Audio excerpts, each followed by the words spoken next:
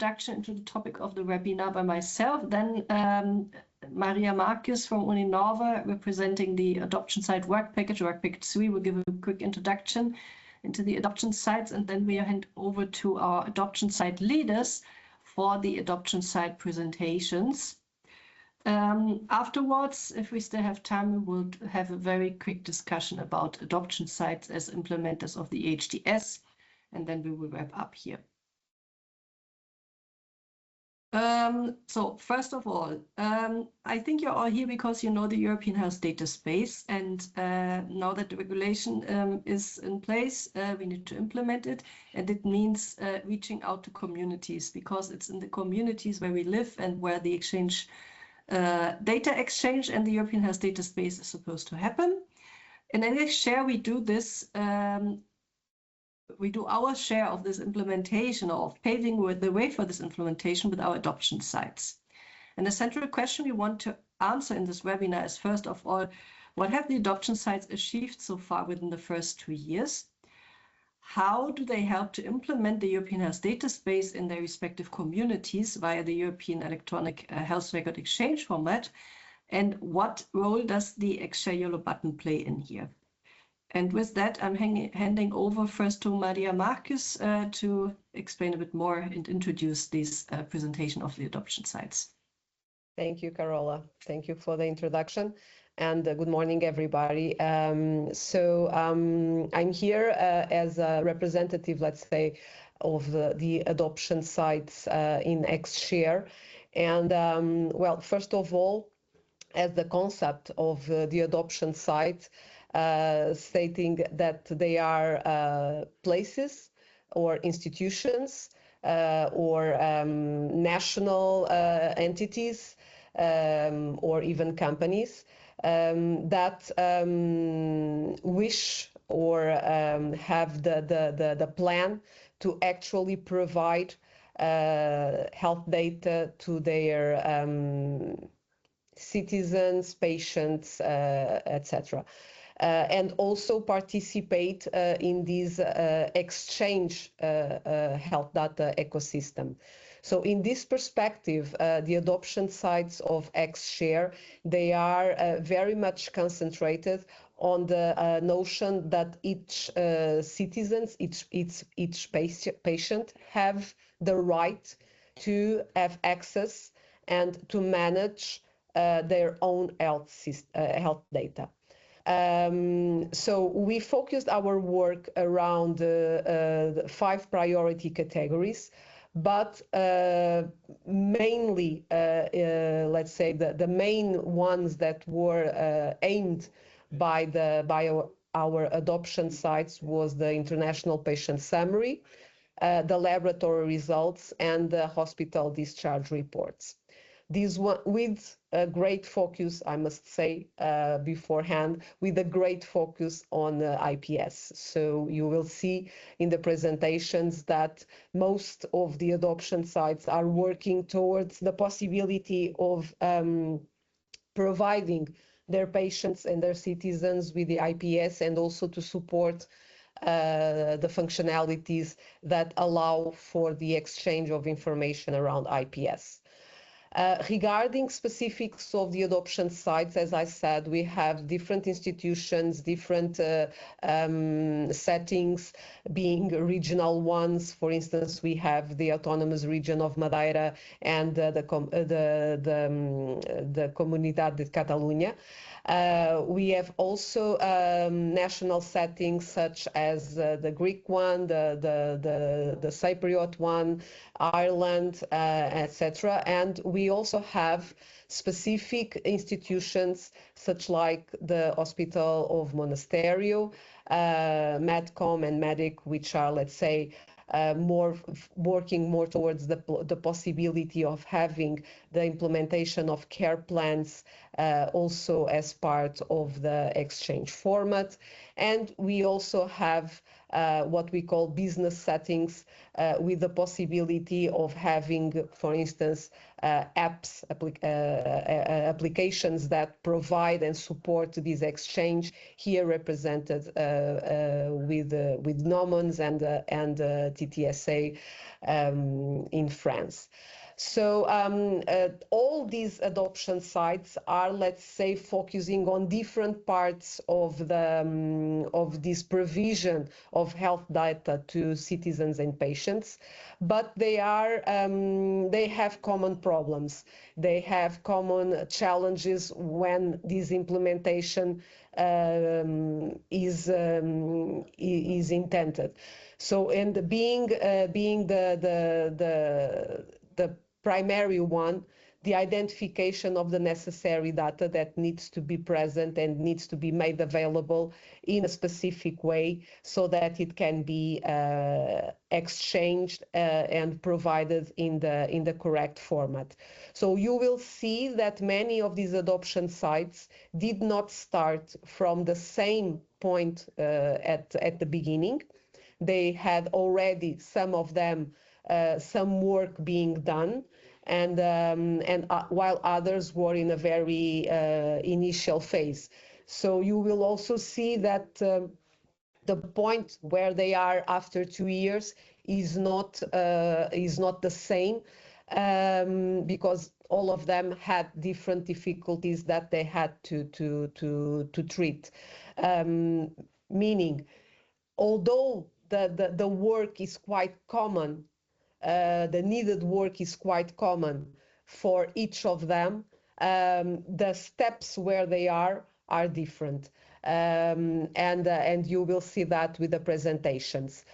What we tried also with them is this is a very technical work, but also has the need to engage with the different stakeholders, let's say, of the process, being the patients, the healthcare providers, etc.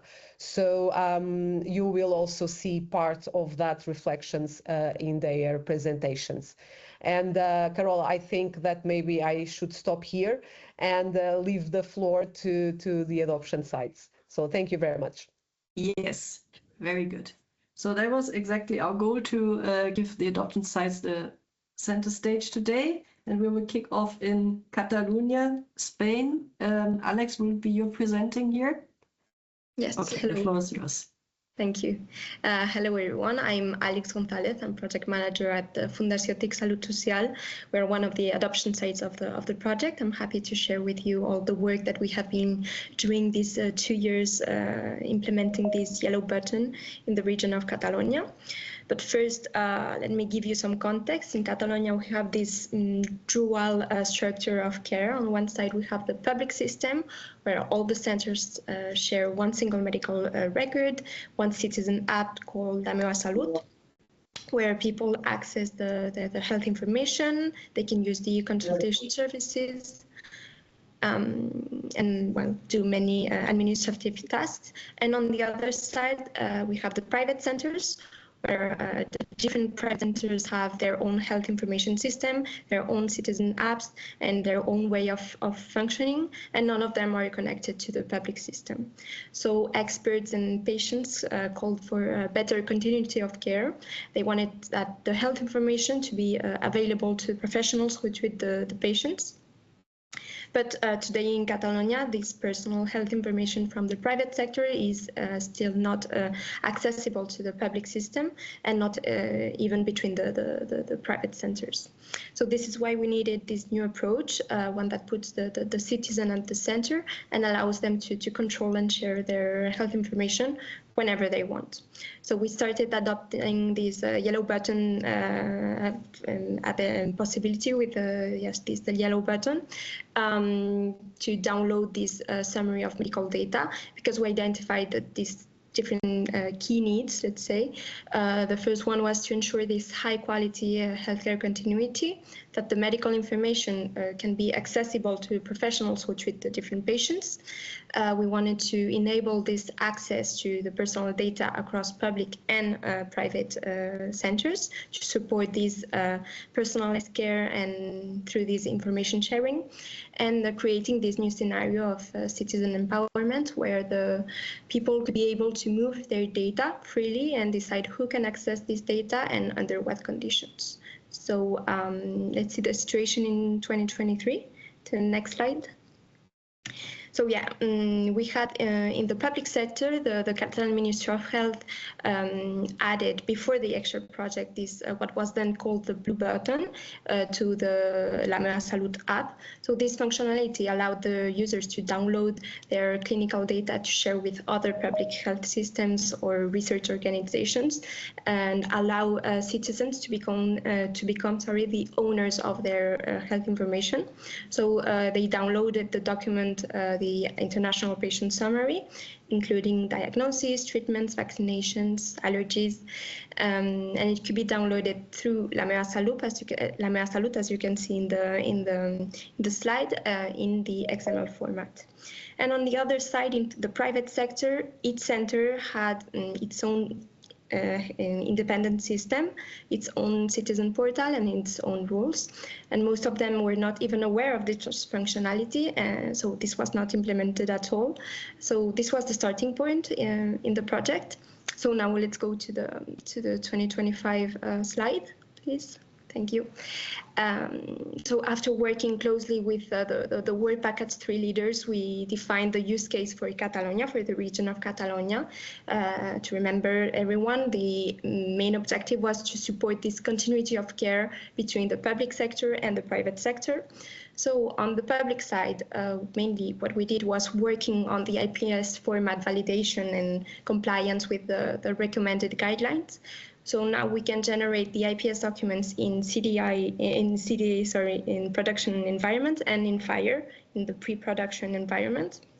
And we are also working on enabling the upload of external IPSs into the La Meva Salut.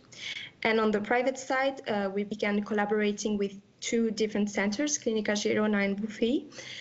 These centers had very different levels of maturity in terms of data structure and citizen apps. But well, despite this, we successfully implemented the possibility for patients to download the IPS directly from the patient portal.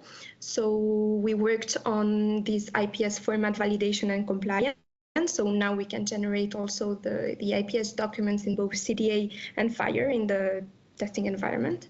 And we also developed this IPS viewer app so that patients can easily read the documents and even view the IPS files from different centers in the same interface. So this gives more understanding and better use of all this information. So we can go to the next slide to see the results of implementation. So in the public sector, we have recorded more than 160,000 IPS downloads in the CDA format in 2025, and more than 50 FHIR downloads. This difference is normal because, as I said, the FHIR download is in pre-production. But even though this is a very significant volume, and in the private sector, the testing phase resulted in 40 IPS downloads, 20 in each centers. So, and looking at the impact on the community, well, we identified many aspects. First of all, it's the patient empowerment. People now have the immediate and simple electronic access to their personal health data.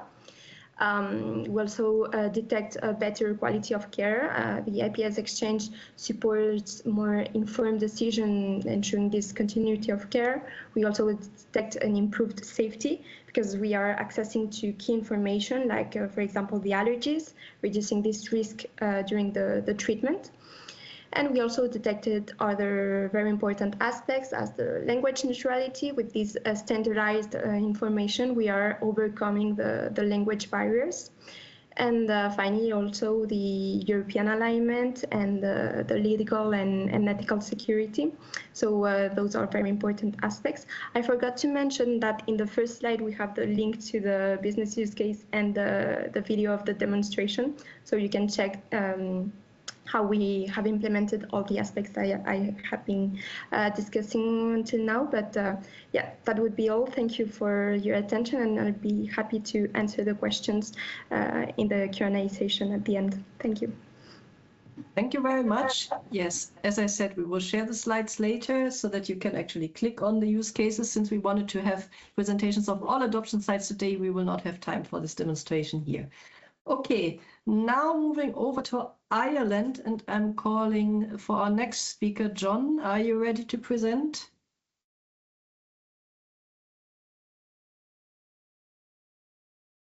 Hi, everybody. Yes, I'm ready to present. A second, I just switch on my camera. Great.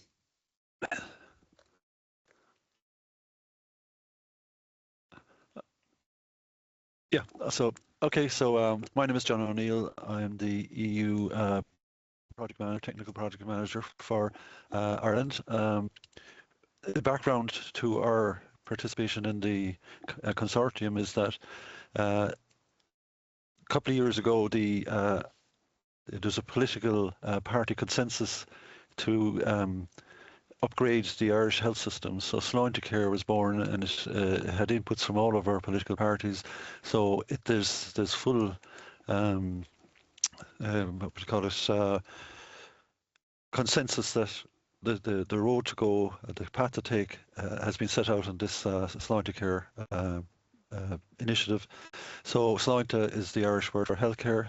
So that's it. So it's based upon patient-centric, again, along with what Maria was talking about there, and it's based on the patient's need, focused on the delivery of the right care, right place at the right time. And it looks at integrated care, focused on improved outcomes for patients. So it's the digitization of patient information in electronically structured formats to support communication and interoperability within Ireland. So where does the yellow button fit into all of this? So the yellow button will overlay and enhance the delivery of patient-centric information share capabilities in support of the realization of Sloan to Care goals and aspirations. So basically, this is going to empower the citizen to be able to manage their own health data, as is consistent with the EU regulation of the rights of the national person to have access to their own healthcare record and to be able to manage the distribution of that data. So in terms of the consortium and ourselves, there are three main stakeholders, which is the Department of Health in Ireland, which is our Ministry for Health, and this leads the development of high quality, equitable and efficient health and personal social services. The Health Service Executive, which is the body that I work for. So the HSE is responsible for delivery of acute and community hospital services, and of course the main stakeholders are the citizens and the healthcare professionals. So if you move on to the next slide, please, thanks. Yeah, so our adoption site, so it's a joint partnership development initiative between the Department of Health and the HSE, and we are a very active member of the xShare consortium and the WP3 work package. Now, since Sloan to Care, we've seen the launch of the Digital for Care, a digital health framework for Ireland 2024 to 2030, in conjunction with the aligned digital health strategy implementation roadmap. Now, this is a joint action between the two entities to come up with synergies between both entities to arrive at what Sloan to Care, to satisfy the requirements that Sloan to Care laid out. And so it sets out the joint actions plans to digitally transform the Irish health system capabilities to embrace best-of-breed digital technologies on the journey to realise accessible healthcare services. During COVID, a lot of systems are found to be wanting in terms of digitization, so there's an impetus even further now because of that. So the implementation roadmap is driven by 6 core principles, where patient as the empowered partner, digitally enabled and connected care, and data-driven services are the three main tenets that drive innovation. Again, that fits in nicely with the our own health app, which is in development as well, a national health app, and the overlay of the xShare yellow button. It suits that, and it fits very nicely in with our development path there. So the National Health App Development Vision aims to deliver mobile application capabilities which enable the sharing of standardized, interoperable digital health records for consumption by healthcare professionals and citizens alike, both on the national stage and in the cross-border scenarios with our fellow EU member states. The joint initiative aims to digitally enable real-time communication between patients and clinicians alike to enhance both clinical and patient experiences, thus enabling improved clinical decision-making and patient self-management. Again, like the xShare yellow button will be an enhanced overlay to help empower patients to manage and share their own data. Actually, I meant to state that it's interoperable as well, as interoperability is one of the aims. So if we move on to the next slide, please. Thanks. So the status in 2023 in relation to Ireland. Ireland at the time did not have an operational mobile health application solution in service.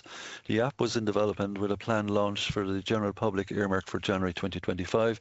It actually did go live on February 2025, so which was quite a good, coming from nowhere to actually get that up and running very quickly.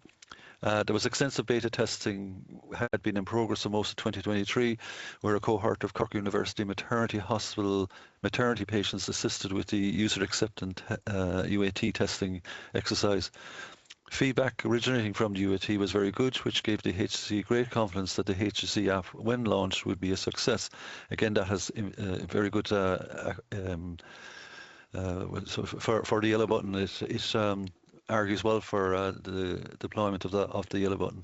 Ireland was also actively participating in the PATHEAD project. This is very similar to our own HSE app, where we achieved success when we tested the Irish solutions supported by a cohort of testers drawn from the general public to realise broad indicative responses and feedbacks. One of the big outcomes of this was that this particular app, we've all been focused on in the European stage, but some of our testers were able to test in Asia and in the United States. So the reach of the yellow button is much more global than we realise. So at the time, Ireland was creating and building our own national contact point in production, and we were setting up the EU tested communication links to the other member states. So if we move on there, please, thank you. So in terms of the status in 2025, Ireland successfully tested the Irish yellow button proof of concept development app at the Vienna Projectathon in June and received a xShare certification. The development of the Irish yellow button proof of concept application was based upon, we had, sorry, 1 second there. Yeah, so we actually got a prototype of the development of our national app, and we overlaid the development of the xShare yellow button onto the app. So we achieved this using the eHealth Pass, and there are just some screenshots there of the achievement was, and we were able to successfully test our persona and show that the information could be extracted and shared at the Vienna event. So the link there below is to the actual demo of that in operation. So if you can move on again to the next slide. So how is the yellow button going to impact on our community? So we will provide the opportunity to further enhance our national health app service to enable citizens to take responsibility, as I said, for the ownership of their own health care information. It also empowers citizens to share their medical information with healthcare professionals of their choice or whoever else they choose to share it with. Will easily address GDPR and privacy legal requirements concerns because the patient is sharing the information themselves. It will assist with the standardization and quality of data which can be integrated into our EHR and PAS systems. It will also help to provide confidence for clinicians that the data that has been shared is kosher and it's in a proper code of structured data formats. Yeah. And again, it will help to alleviate the duplication of data as well, since we all know that today patients get asked a number of times for their information. And again, it'll help us to standardize and to make sure that quality is of a high safety standard. So basically, I think that's where Ireland is at today in terms of the yellow button and what our hopes for the future for the yellow button. And we see it as a great opportunity for us to be able to empower that patient and to achieve this patient-centric aim that the Sound Care project has, and also to comply with the European Health Data Space requirements to satisfy the rights of the national person. So thank you. Thank you very much, John, also for showing how this concept links to your goals of your organization. Then from Ireland, we move on to France, and I think it will be Charlotte presenting for us. Yes. Good afternoon, everyone. So I'm Charlotte Camilli, and I'm project manager for the company Telemedicine Technologies. And we provide IT solution applied for clinical research. And I will introduce you to the French adoption site. But first, it's very important to understand that this adoption site is quite different from the others because the implementation is not explored by the hospital or the French entity Mon Espace Santé, but by an external SME, which is telemedicine technology in collaboration with GNOMON. And our objective is not to adopt the yellow button directly into the PHR app with, for example, the IPS, but more to explore the potential implementation into products aspiring to be a part of the French Mon Espace Santé ecosystem. Just a word about this ecosystem. So Mon Espace Santé is the government provided PHR application, and it offers different options to connect with other applications available for patients, but Mon Espace Santé is not directly involved in the xShare project. So in the context of the French adoption site, we first aim to be listed in the catalog of applications approved by Mon Espace Santé and for clinical research solutions, for example. And this is a new therapeutic, a new domain for Mon Espace Santé. Please, can you go to the next slide? So at the beginning of the project, in December 2023, patients have the possibility to access their health data through Mon Espace Santé application, and they can decide to share their data by either downloading a PDF summary or allowing online sharing with their healthcare professional.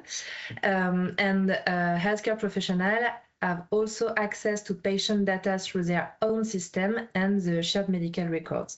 But there is no mechanism for patients to share data for secondary use or reuse applied for research. And there is another solution, which is a CT Scout, available for healthcare provider. And this is an IT solution provided by telemedicine technology. And the aim is to assist healthcare professionals with pre-screening. The pre-screening is the first step in identifying a patient potentially eligible for clinical trial. And with CT Scout, the pre-screening requires a healthcare professional to manually complete a short medical questionnaire in order to select a suitable clinical trial based on the patient health profile. And this process relies on real-time data with, for example, face-to-face consultation or data from the hospital EHR. And the patient do not have access to an interface to access to CT Scout. It's only a healthcare professional solution. So we started from this observation, and maybe we can go to the next slide, please. So to work on the on the French adoption site use case. You will find all the detail on the xShare website with the link below the slide. But just to summarize, this use case objective is to offer the possibility to patients to control and share their health data to assess their eligibility to a clinical trial and consent to this trial and data reuse. We have worked with EHRxF Cyprus system, and you can see the video of the demonstrator running. But the objective was to pre-screen a patient with their IPS. And for that, we had some prerequisites, which impose that the patient has their IPS in a format that can be uploaded. And the healthcare professional is a part of the investigational site using CT Scout, and the IPS is coded in FHIR. And then there is a mapping between data from the IPS to the CT Scout questionnaire for pre-filling, and then run the algorithm after the patient validation. And at the end of the process, the patient can access the results, choose a study, choose a site, and should create an account to go further and have an appointment with the investigational site of their choice. So on the video, you can see the site, and then the account creation by the patient. And please, next slide. So about the impact on our community. So the demonstrator shows the power of our use case, but still needs to be implemented in the French ecosystem, because as I mentioned, EHRxF is a Cyprus system. The first step would be to be a part of Mon Espace Santé catalog of application. And in this context, we need to provide a patient interface application to implement the yellow button. So you can see the screenshot of the consent, for example. With this access, the patient will be very empowered with, for example, the willingness to be a part of a clinical trial, which can have a huge impact on their care, on their health, and also the overall explicit consent process, both for the study and for data sharing. And there is also an impact for the investigational site, because if patient comes by their own to the sites, it will facilitate their daily works. Thank you. Thank you very much for showing how this links to secondary use of health data, which is also one of the important pillars of EHDS. Now from France, we're moving on to Denmark, and we have Michael to present the Danish adoption site. Yes, thank you. In Denmark, we thought it would be interesting to take the care plans that we have in Denmark and try to implement them as a trial into the European exchange format. A few words at this first slide about the care plans. It's a detailed document where we outline for the individual patients what they need or what are their goals for the coming period. So the input is both from the GPs, EHR systems, but it's also some goals you get in cooperation between the patient and the general practitioner. So we have these care plans to support, to ensure the right support of care. We use it as a roadmap for healthcare professionals and other caregivers who have access to the national data sharing in Denmark, but it's also a tool for the family members, for the patients. There's a link, as you can see, to the business use case as in the prior presentations, so you can find further descriptions about the care plans. We started this project 5 years ago about care plans, and it was to try to ensure consistency with the with evidence-based best practice. So we have a sort of support system or decision making for the general practitioners.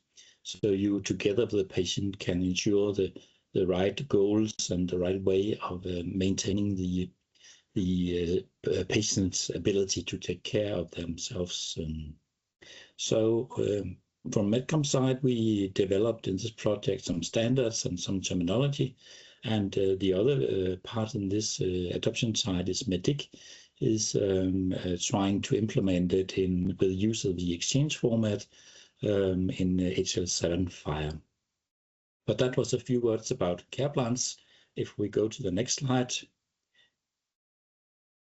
we have some short description about what is in fact a care plan. I know the text is small to the right, but I'm not supposed to read it, but I can explain a little bit about the health concerns for patients. For instance, could be diabetes, and we have some interventions.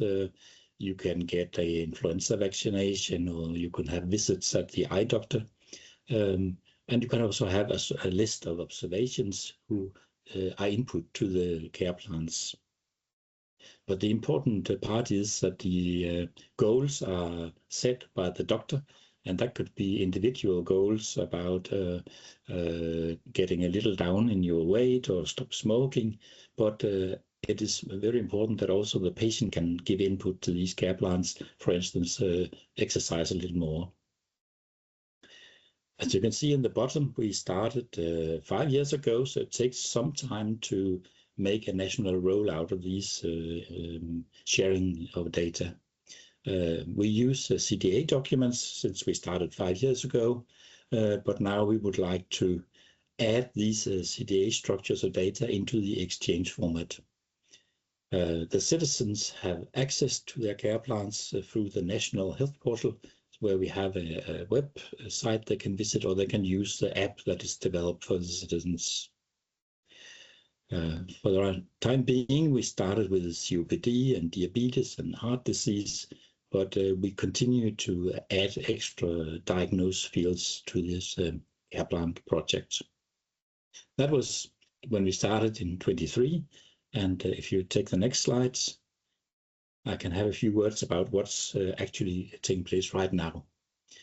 We were not in Denmark, we were not able to make a mapping into a FHIR structure because we do not have the FHIR implementation guide yet. But right now, in this week actually, in Cologne, there was a working group meeting in HL7 Europe, where we had a debate about how do we profile this in the exchange format.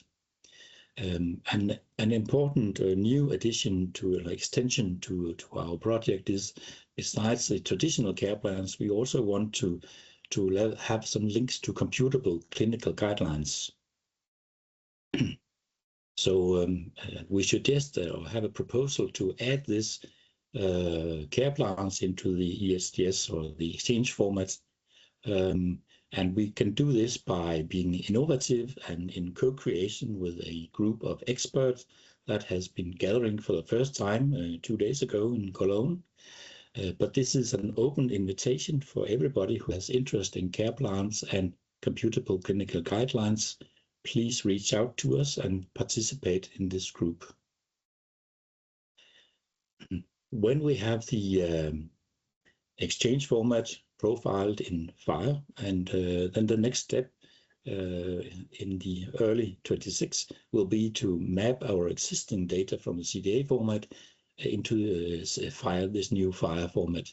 And with that, we will use the yellow button, which is can be implemented in our national health app for the citizens. Yes, next slide, please. And what is the impact? Yes, well, first of all, the citizens get the ability to get access to their care plans, and they can also download them at their device. And you can do that within Denmark, but also cross-border if you like. we very much hope that we can reuse this concept of computable clinical guidelines. So we not only use it with the care plans, but we can use it in other categories of data. And we have an cooperation or coordination with WHO, who also are interested in these clinical guidelines. So the hope for us is that we can improve personalized care, both for the healthcare providers, but also for the citizens. We can empower them to take care of their own care or wellness. To the right, you have a small diagram to illustrate that we see in the middle, the green part that is what we actually do to the patients and what we should do. But in the blue circle to the right, you can see that actually sometimes some extra things you should do to the patients, but you're not doing them. And to the left, there's a yellow illustration that's illustrating what you actually try to recommend the patient to do, which you shouldn't do anymore because the recommendation has changed. So we hopefully can get a more alignment with the recommendations from national level. Thank you. Thank you very much for providing this link to care plans and computable guidelines. And now we're moving to the western end of Europe, to Madeira, Portugal, and we'll have Andrea Pimenta presenting on their updates. Hello, good afternoon, everyone. Can you hear me? Yes. Yes, okay, that's nice. So as you explained, I'm here presenting the Madeira region adoption side. So my name is Andrea Pimenta. I work in the regional Ministry of Health. I'm the project manager there. So Madeira developed its own regional HIS over 20 years ago in a collaborative work across the public services. So we have a unified interoperable HIS between hospitals, health centers, screening centers, so integrating all the public health facilities within the two islands of the region and covering more than 500,000 EHRs with structured health data according to several nomenclatures. Our first goal in xShare was to implement the regional IPS aligned with the European Electronic Health Record Exchange format to promote citizen-mediated access and for them to being able to share health data in one particular request. So by integrating the xShare yellow button into the patient-facing mobile app, we managed to do so, and I will explain this later, in order to focus on interoperability, cross-border care, and also to strengthen our healthcare network. So next slide, please. So here, as the previous adoption sites, I'm explaining what we did since the beginning of us working into the project. That was exactly in 2023. So first, we started working into the xShare project with first performing an initial assessment, leveraging our synergy, from previous work within other projects, where also data from EHRs was mapped and transmitted in HL7 FHIR standards upon request. We assessed the business use case that you can see a little bit more within this link, and we also assessed the user requirements and identified gaps and early alignment with the European Electronic Health Record Exchange format, whether in thematic and technical guidance for the initial IPS mapping from the Madeira's regional health public system. Next slide, please. So now, 2025, after some work in mapping health data, the IPS is generated directly at the data source with higher consistency and accuracy, so we could deliver a robust FHIR-based IPS by using the xShare yellow button that was integrated into the regional health public health system app.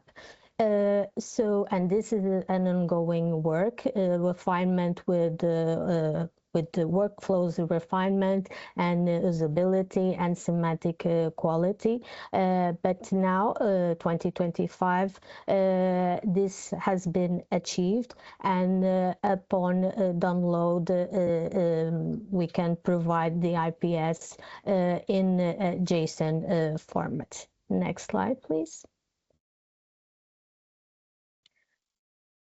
Yes, this one. So I didn't mention in my previous slide, but you can also check a link for us demonstrating how is this done through our app upon the user registration, and then by pushing the button, the IPS is downloaded. So the role of the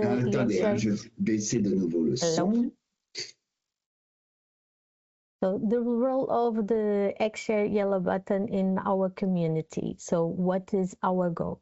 So for citizens, we aim at empowering them in order to make access to the IPS and being able to download, making interoperability simple and secure, and also, as was mentioned before, a patient-centered provision of data.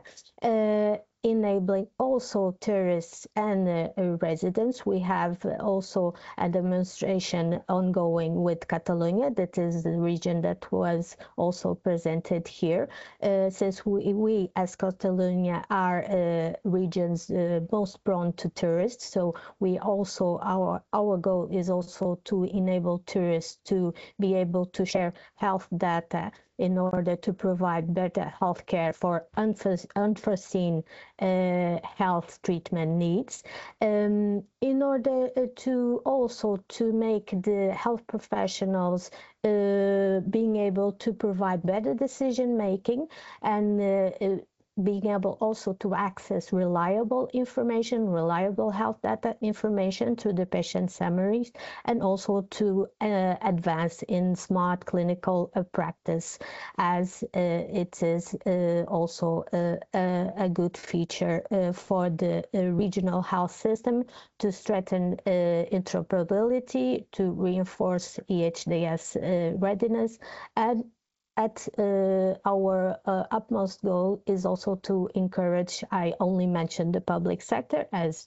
I mentioned, I'm representing here the Ministry of Health, but we are also aiming to encourage the private sector to adopt the IPS in order to make this interoperability more secure and more accessible to all the health institutions. Thank you.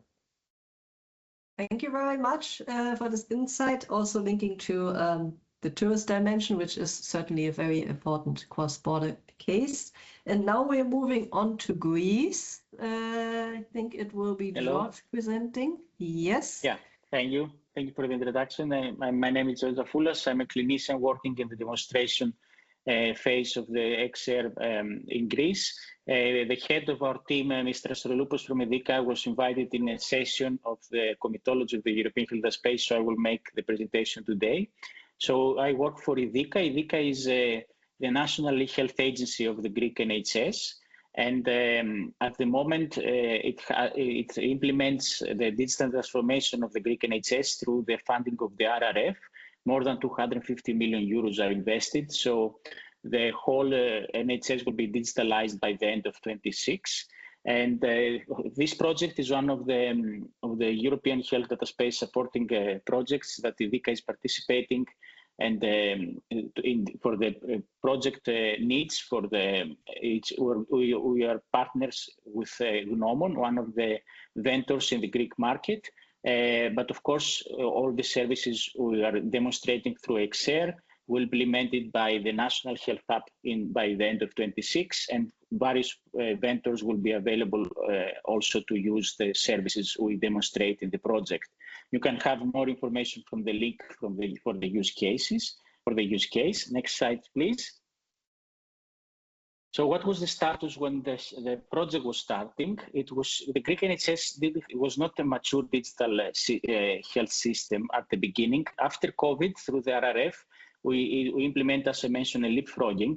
So that was compatible with the planning of the new services of the Greek NHS. So at the beginning of the project, what we would focus is, because we didn't have already an established infrastructure, is the preparation of the clinical documents compatibility with the European EHR exchange format. And for the project needs, we use the prescription exchange format and the patient summary and the dispensing of the cross-border services. Next slide, please. So at the moment, what we are doing, we have used, because as I mentioned, the National Health Hub will be ready next year. Now it's on it's on limited capacities running. We use the infrastructure of the national contact point of the e-health services, which is already running across Europe for the exchange of patient summary and the pharmacy and the pharmacy network. And at the moment, through the patients, the project services run for the patient summary, and by the end of this month, also for the lab tests across border. Next slide, please. What is the gain and the impact on the Greek NHS?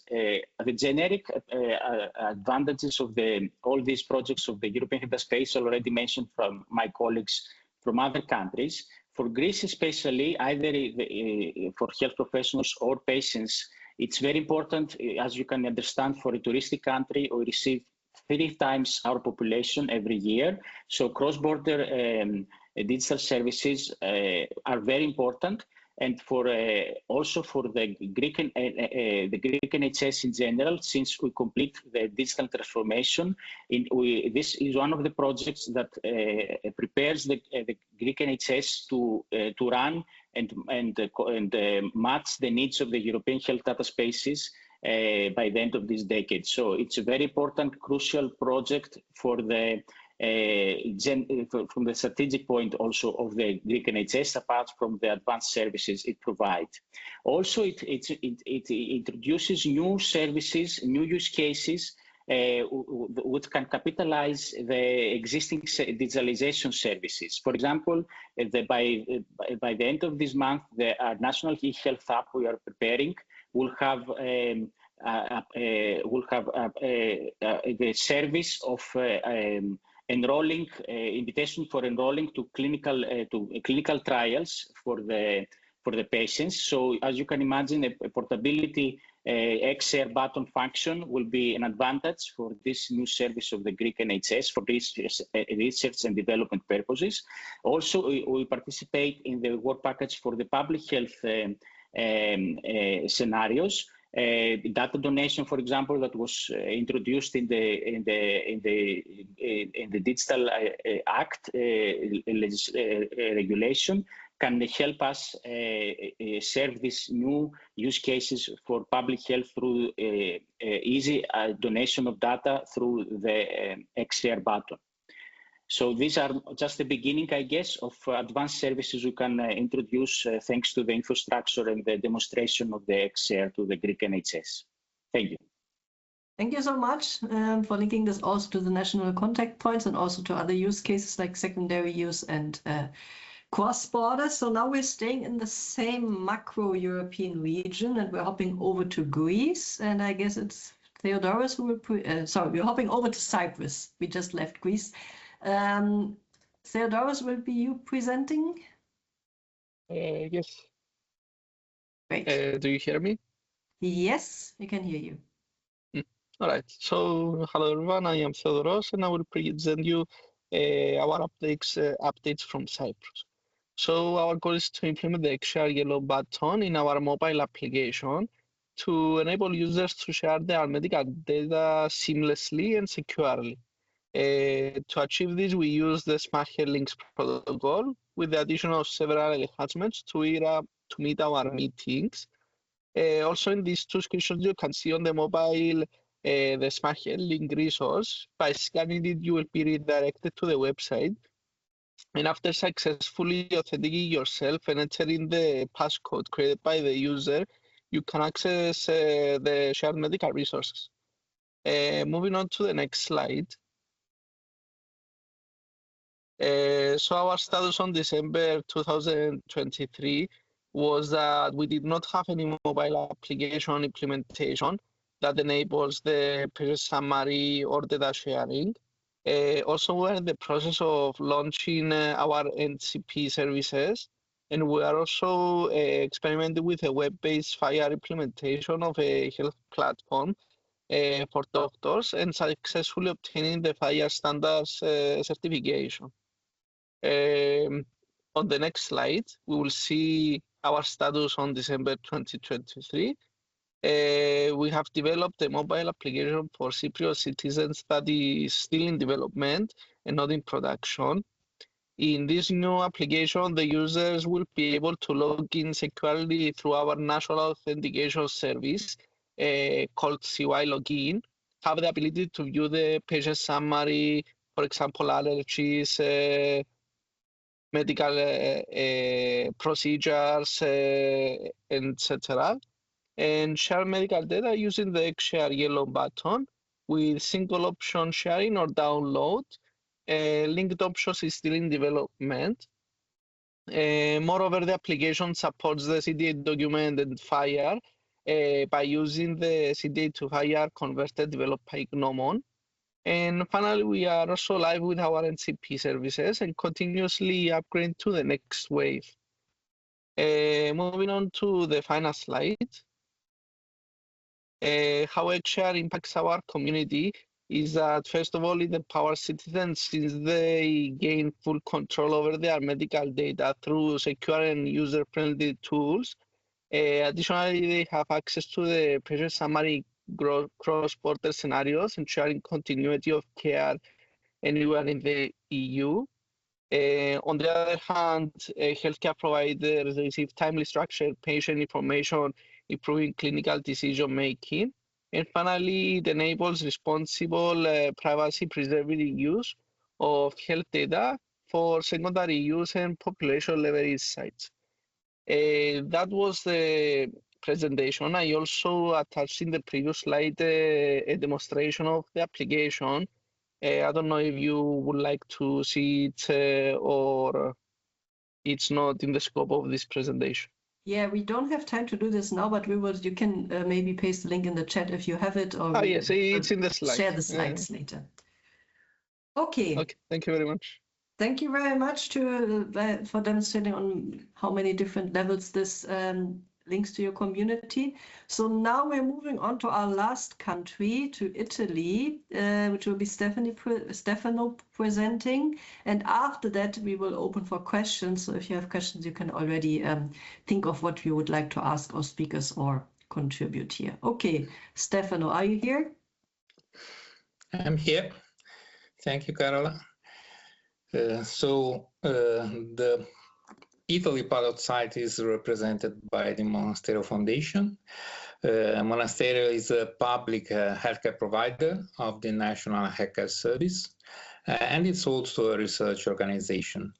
Monastero is a cardiological tertiary level hospitals, and we have 25 and perhaps more years of experience in development of IT system for patient data management and connected research. So our experience started from essentially our initiatives and also results of past European and national research projects that led us to give our EHR system to other hospitals, actually all the hospitals of the Tuscany region. So is a real pilot, because what is implemented in our hospital can be extended easily according to some, of course, constraints that we are solving to all the other 36 hospitals of the Tuscany region. Next slide, please. Thank you. So the starting point in 2023 was our EHR system that is a medical device class 2B that is the support to generate the discharge report. I forgot to mention that the specific objective of Monasterio is to manage the download of the discharge report, and in that sense we are currently the only hospital or the only organization that is managing the discharge report for xShare. And the starting point was also a technological layer that are related with the national regulation and regional regulation. In Italy, in the last 10 years, we have a regulation that tell us to send the hospital discharge summary to the national EHR and the regional EHR in projection in the federation of the national EHR in a certain way, and that way was something that is a current regulation also for other countries and regions, that is the EHR7 CDA. But with a special flavor, let me say, because lately we're reverted to the generation of a PDF file that is the direct representation of the digital document signed by the discharge physician. Of course, with the advanced digital signature. So what the Italian patient has in their hands right now is a PDF file with something in it, and that something is the structured document expressed in the CDA Release 2 version. So this was the initial starting point. The second point was the patient portal. In 2019, right before COVID, essentially, we developed a patient portal to connect our, let me say, high availability of data with the patient capability, somehow to overcome some limitation provided or defined by the regional EHR system. So in that patient portal developed as a web application, so you might use it specifically as a web application because that was a precise requirement from our patients to use it on their smartphone, but also on computers for, let me say,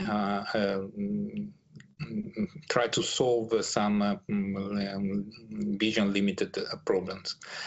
So there you have the availability of all the information that you can find as a clinical document, just like the discharge summary. But in that version, and since actually since the starting of the xShare project, we didn't give the functionality of downloading the structured version of the document. So we give the availability only of the PDF digitally signed format and the CDA, but not the EHRxF format that is in EHR7 FHIR. So in that was the initial point. Next slide, please. What we have done in the xShare pilot is to, first of all, analyze what might be the best way to convey the, let me say, yellow button, because at the graphical standpoint, we might have choose for something more complex, something that allow let me say, IT people, a planning implementation, but with some shortcomings from the final user, because we consider also patients with a huge digital gap in the usage of IT platforms. So that is our solution that you can see on the right-hand side of the slide. So the yellow button is corresponding, we have several yellow buttons essentially, one for each a document that you can download singularly in the EHRxF. So if you click on the slide, perhaps we have okay, something again. Okay, again.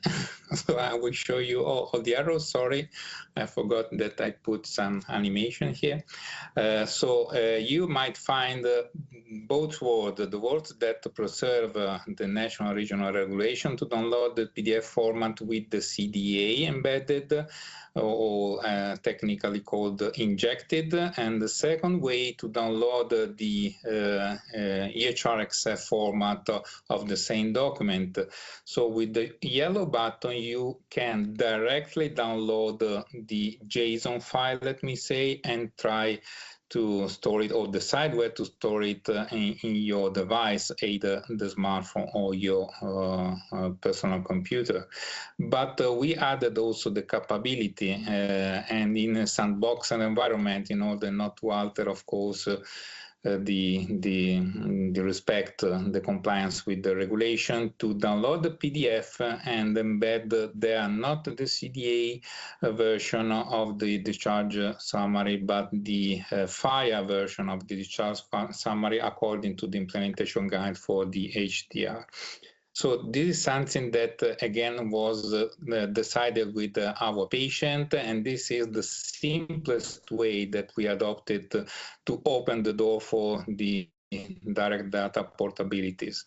We considered also some other features, and this is perhaps the next steps in the xShare project, essentially the description of these new features for the information document for data managers, because of course we are giving the data owner the responsibility to maintain their own data. Of course, they have the full right according to Article 20 of GDPR to have that, but we need to, let me say, train a bit the patients in order to tell them how they can dispose of that with the basic download functionality.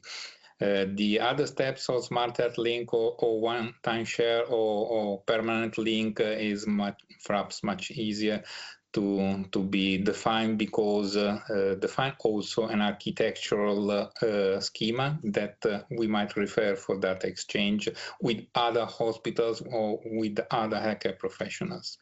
Next slide, please.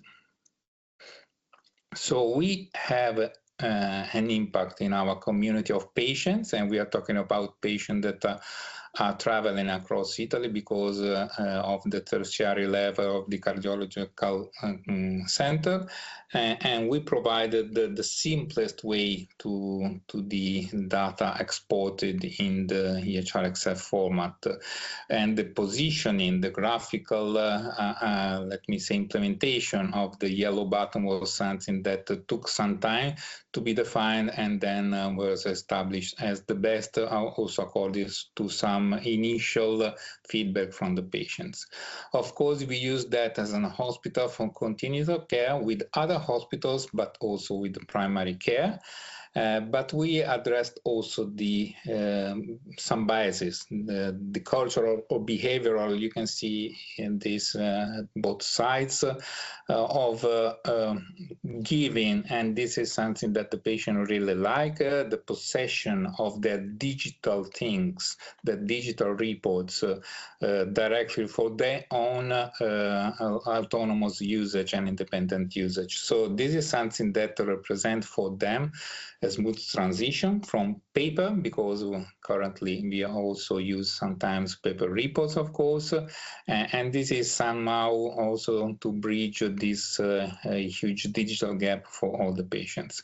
This is also because sometimes the IT platform are implemented perhaps in a too complex way for patients. This is something that might represent an obstacle to be addressed for the future. Thank you, and give back the word to Carola. Yes. Thank you very much. Okay, let's jump into the discussion. Feel free to raise your hand if you have a question to our speakers or write in the chat. I found it very interesting that Stefano closed with this remark on patient citizens having no problem with possessing digital record, but it gets a bit more complicated or less trust, so to say, if it's in a cloud or similar. So this links also to some transition challenges, so to say, for the EHDS. I put here some questions to spark discussion here. For example, what could others learn for the exchange forward implementation on national or regional level? How does this link to recent progress in the implementation of the EHDS? And what are low-hanging fruits for the EHDS implementation in this context? So what I took away from here, we heard a lot of elements right now in the last hour. Just like I said, cultural changes with relation to possession of health data, but also other elements like apps being established where there were none, ways to link primary to secondary use of health data, as was mentioned by Charlotte, for example, in the French example, concrete ways of data portability, for example, with apps and other ways, link between private and public sector, as we had in the very beginning from Catalonia. So all of these are very, very relevant points that are being discussed with regards to HDS implementation. And you can see that our adoption sites are already working on this and testing ways for this, and that they are achieving progress in this and have achieved within the last 2 years. The product will still run almost 1 more year, so we're still expecting to see some more. I think this already provides very important clues on how EHDS and exchange forward implementation can work in this micro levels. Okay, now opening for debate or questions.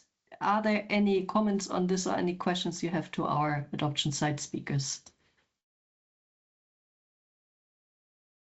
Okay, yes, Robert.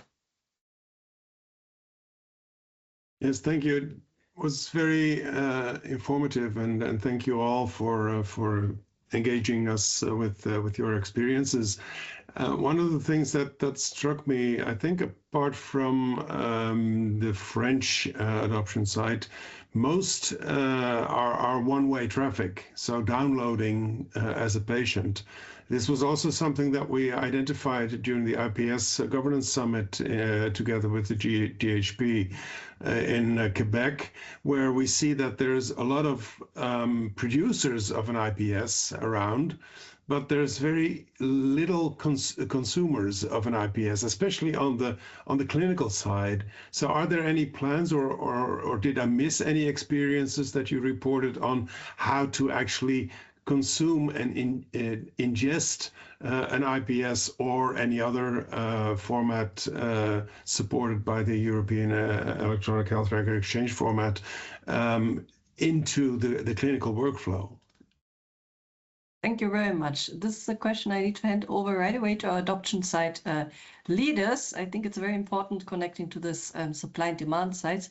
Who would like to take this question? I can take it partially. Hi, Robert. So, I mean, import data is radically different task from exporting data. It's way much easier to export data, as you know. And by my point of view, importing data problem is related with 2 things. A correctly aligned terminology system, first of all. And secondly, perhaps the so-called provenance tracking. When I receive some information, I need to keep track who generated, who is the responsible party for that information, also for single information. And this is really complex to manage when I want to import some data into my EHR to keep track of every, I don't know, temperature, every blood pressure measured by I don't know who and where, because we don't have as far as we know, and at least in Italy, a general list of healthcare professional identified or structure. I mean, we have codes to identify each structure, but the management of the identity of the healthcare professional or responsible organization for one single data is something that we need to solve somehow at European level. So we might have some local solution, regional, national solution, but I don't know how to manage a physician coming from another country and how to store the ID that is related with the information that he or she is generating. So that is perhaps one of the main problems that allow us also to give some kind of solidity in the exchange of data, because if I need to ask some detail to somebody, I have the name of that somebody somewhere. So this is perhaps just a peculiar point of view. Okay, thank you. Any other views on that? I see also some agreement on the relevance of this question in the chat. Thank you for that.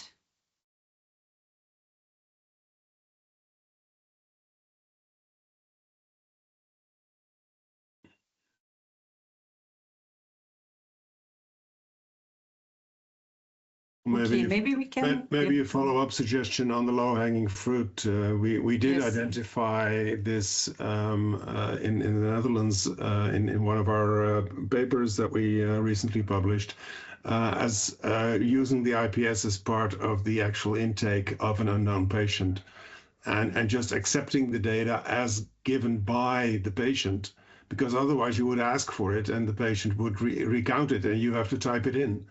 So that, and I'll see if I can put a link to the schematic also in the chat that we developed. So that might be a low-hanging fruit for some of the adoption sites. Yes, thank you very much. Yeah, this is one of the points I put on the slides as well, and this is what I wanted to ask here. So what do you think we can everybody we can learn from the adoption side? What are ways to find the next best step to move towards EHDS implementation and exchange forward implementation? In the adoption side, of course, they have the benefit of being part of this xShare project and having the funding by the European Commission, also having this community and the great leadership by Maria and her team who are driving this forward. But what do you think to everybody, what are other low-hanging fruits that can be taken advantage of for the adoption sites, but also for other players in similar situations?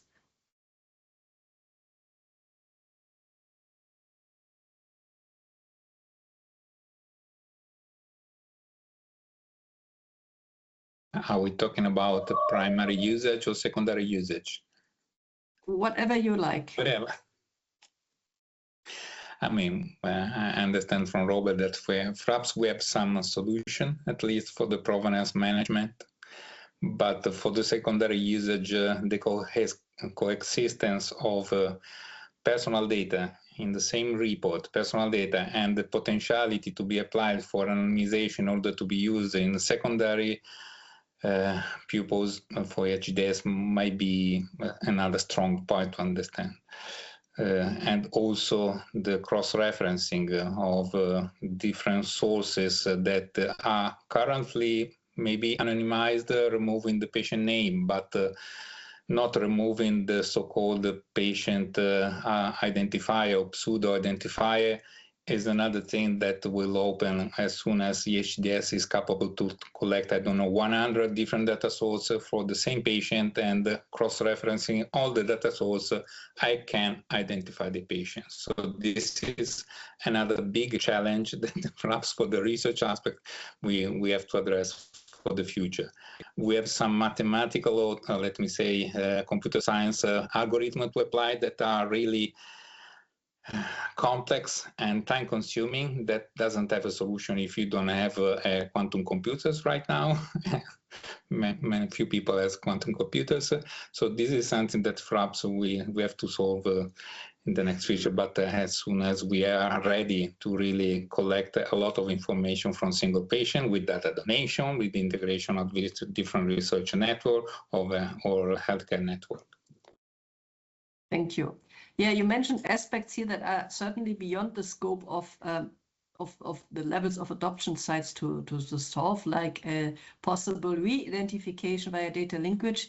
Even the EHDS regulation in itself, in its recitals, admits that it can't be totally excluded, that re-identification can be possible in some way or the other, especially with big data and technological advancements, which were two things that you mentioned here.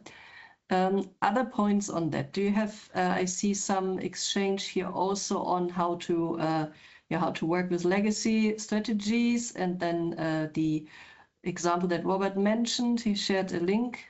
Thank you. Are there any other points or questions on topics that we talked about in this hour?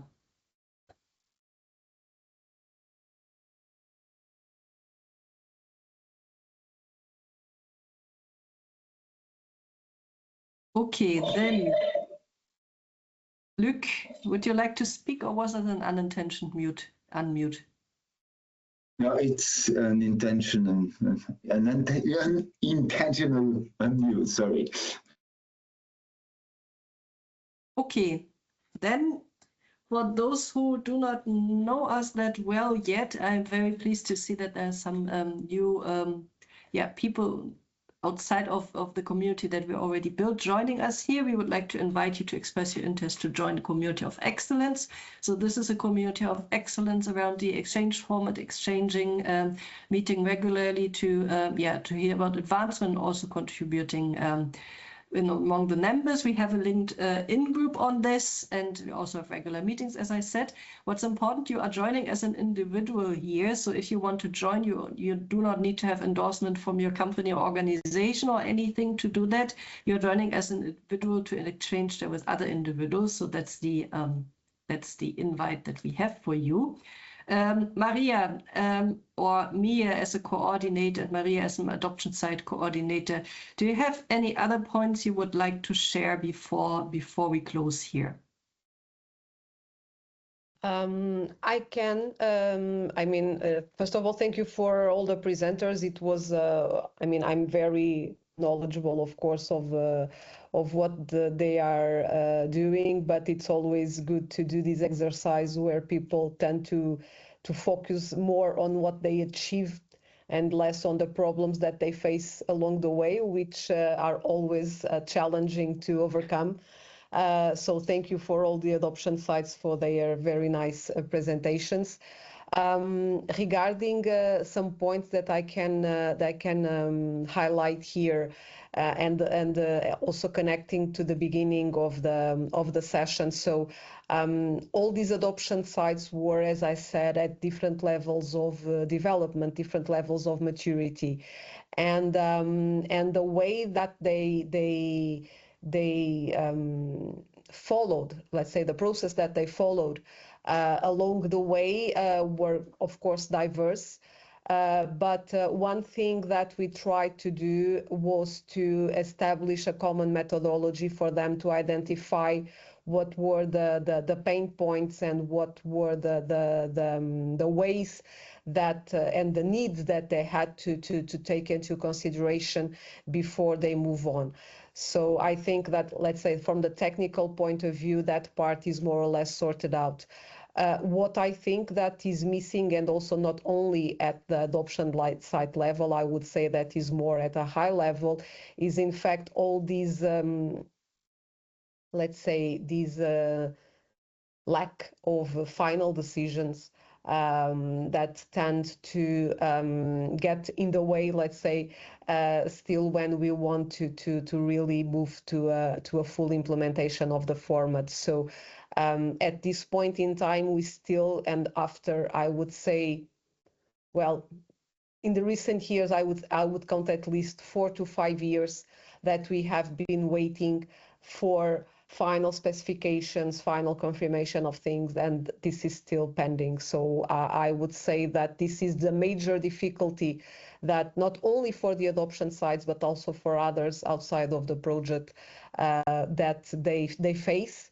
And we also faced together with them, because at some point in time we don't have all the answers that are needed to also support them in this process. So it's a lot of it's a lot of work, a lot of commitment, and again, thank you for all the organization, also to you, Carola, and for the adoption sites for the work. Yes, thank you very much. Yeah, and what you just mentioned, that the waiting for confirmation in forms of the Implementation Act is a very hot topic right now, which a lot of our communities share. We are doing in other work streams of xShare, we're doing parts towards this, so to say, by monitoring what is out there right now. But you can find more about this if you go to our website, for example. Mia, would you like to say some final words before we close? Yes, so I don't have a lot to say. I'll just say thank you for arranging this webinar, and thanks to all the presenters. It's great to see how you progress, and I know you put a lot of work into this, also for the sake of this project, so thanks a lot. And I really look forward to see how far we go in the next year, and before we reach the end of the project. So yeah, just thanks to all of you